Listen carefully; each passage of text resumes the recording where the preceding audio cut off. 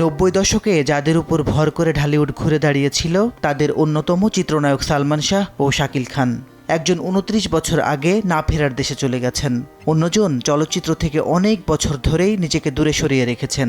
তবে এই দুই তারকাই দর্শকের খুব প্রিয়, এখনও তাদের নিয়ে ভক্তদের আগ্রহের কমতি নেই।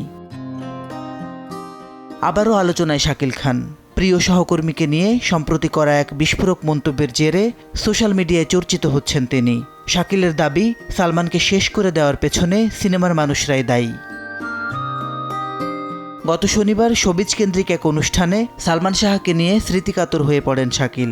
এ সময় ঢালিউডের অতীত ও বর্তমান সময়ের নানা প্রসঙ্গ ধরে কথা বলেন অভিনেতা। কেন তিনি সিনেমা থেকে দূরে, সালমান শাহর হত্যা মামলা কিভাবে দেখেন, এসব প্রশ্নের অকপট জবাব দেন তিনি।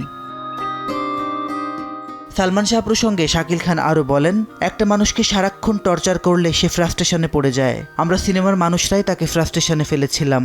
বিভিন্ন সমিতি তাকে বয়কট করেছিল, দেশের বহু পরিচালকও তাকে বয়কট করেছিলেন। তবে সত্যের বিচার হবেই। আইনের প্রতি আমি শ্রদ্ধাশীল।